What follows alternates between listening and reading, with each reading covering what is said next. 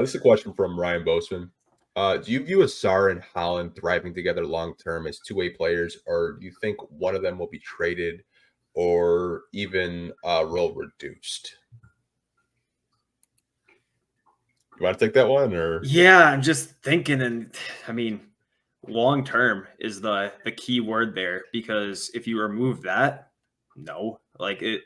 I know that on draft night that Langdon said that there's a vision where they can play together, and it's like, okay, the only way that's a possibility right now is if we put Stewart at the 5 to add some spacing, and Bickerstaff comes up with some offensive stats that are so creative that I can't even envision them at this point in time.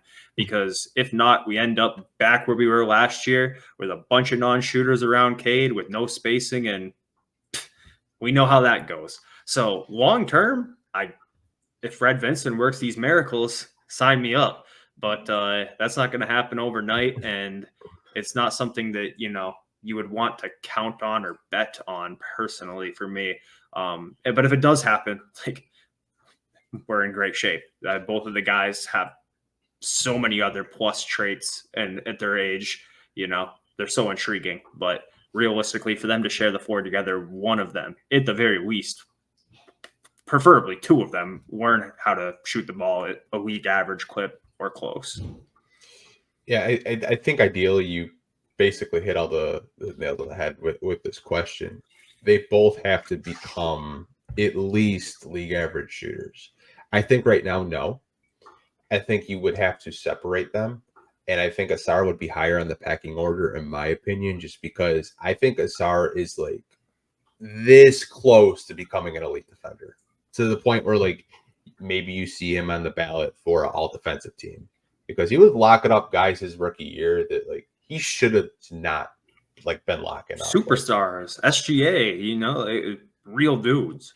Like blocking Zach LaVine's shot, like nobody like really blocks his shot. Like he was so versatile defensively. I think Ausar to me is going to be higher in the pecking order, and I think more people are really curious to see what Fred Vincent can do with Ausar Thompson, because if he develops any sort of jump shot, you got a superstar, in my opinion. You got a guy that can pass. You got a guy that can defend. If he develops even like a 30 to 35%, 3-point shot, you got a guy that I think a lot of Pistons fans will be very happy with. In terms of Holland, I think Holland's jump shot, there's not as much you don't have to like really like work with him as much, because I think fluidly his mechanics look good. I don't think Fred has to work with him as much as he would have to do with Ausar. I think Holland might develop faster offensively than Ausar will. So that's just kind of like how I view him, because if you watch the G League Ignite, that team was god awful. Like I was just like, oh wow, they lost almost as much games as the Pistons did last year. Yeah, they won 2. Yeah, I was like, oh wow. So that's interesting, but he really didn't have a point guard for him to like get set up. Like he had to basically initiate everything he wanted to do, where he's gonna get to play with guys like Cade and Jaden Ivey and others that can set him up where maybe he's in more of a comfortable defined role. But I think long term, that's what Trajan Langdon talked about, of having these archetype of players, having like an Ausar Thompson and Ron Holland. Like if they both develop and they're two-way like players around Cade Cunningham, maybe possibly you have a big three with all those guys. You never really know. Yeah, and the sky's the limit for both of them. And like we mentioned earlier, if either of them hit, that's the archetype you want in this league. Two-way wings that are athletic, can guard, it's everything. I said on one of my videos the other day with Ausar, it's like right now the absolute floor is Tony Allen with bounce, but the ceiling is like a Kawhi Leonard, a new age Kawhi Leonard. So where that's going to go, most likely outcome is probably somewhere in the middle, but he's probably got the biggest range of realistic outcomes out of anybody on this team.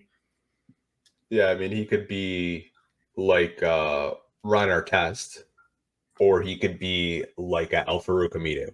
Like that's like the drop off is huge. And to answer Ryan's question, he had a follow-up question. If they're both threes, will work with them together. Absolutely. Like, I don't want to compare these two because they just won a championship. But when you look at Jaylen Brown and Jason Tatum, they're both small forwards, but they still make it work together. And I know some people are like trying to compare like Ron Holland and Ausar Thompson. Their games may look similar when you're watching highlights, but if you dive into the games, they're very different.